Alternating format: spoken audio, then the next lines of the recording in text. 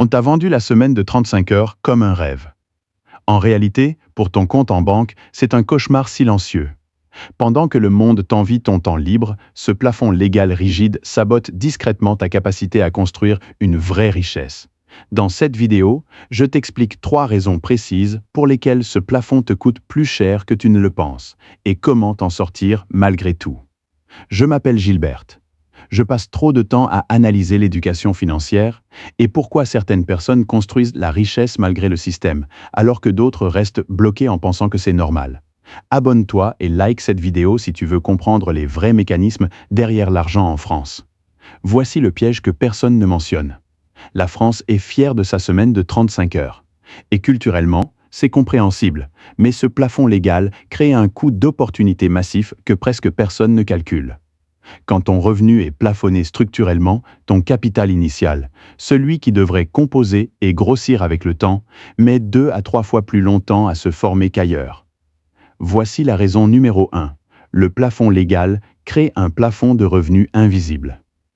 Dans la majorité des métiers salariés, tu ne peux pas simplement décider de travailler plus pour gagner plus. Les heures supplémentaires sont limitées, encadrées, parfois même découragées par l'entreprise elle-même. Ce qui semble protecteur devient en réalité un mur invisible entre toi et ton premier capital d'investissement. Pendant que dans d'autres pays, quelqu'un de motivé peut accélérer son épargne en travaillant davantage pendant 2 ou 3 années clés, en France, cette option n'existe quasiment pas pour la majorité des salariés. Le temps libre garanti par la loi devient, paradoxalement, du temps que tu ne peux pas convertir en capital de départ. Voici la raison numéro 2. L'érosion silencieuse du pouvoir d'achat.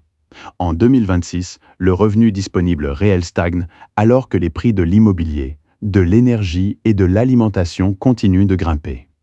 Le temps libre ne paie pas le loyer. Et plus tu attends pour commencer à investir, moins tes intérêts composés ont de temps pour travailler en ta faveur. Voici les chiffres qui font mal. Si tu commences à investir 5 ans plus tard que quelqu'un d'autre à cause d'un revenu plafonné, tu ne perds pas seulement 5 années de cotisation.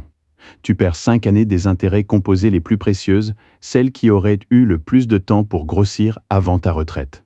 Voici la raison numéro 3, la trappe à stabilité psychologique. Le temps libre garanti crée une fausse sensation de sécurité financière. Tu te sens bien parce que tu as du temps pour toi, mais ton patrimoine, lui, n'avance pas. C'est ce que j'appelle la trappe à stabilité. Tu confonds confort immédiat et construction de richesse à long terme. Le temps libre masque l'érosion lente de ton pouvoir d'achat. Mais voici la bonne nouvelle. Ce plafond structurel ne signifie pas que tu es condamné. Voici comment contourner ce système intelligemment. Premièrement, sépare ton temps de ton revenu. N'attends pas une augmentation de salaire pour commencer à investir. Automatise un virement fixe chaque mois, même petit, dès maintenant, pendant que le capital a encore du temps pour composer.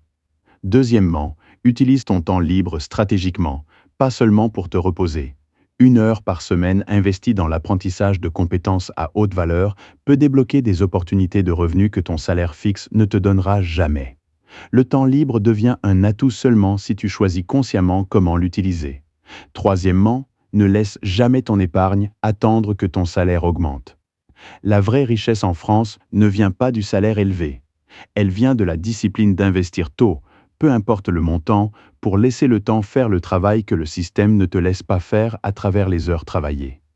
La semaine de 35 heures n'est pas le problème en elle-même. Le vrai problème, c'est de croire que le temps libre garanti remplace la construction patiente de patrimoine. Ce n'est pas vrai. Commence aujourd'hui, même petit, parce que le temps que tu perds à attendre ne revient jamais.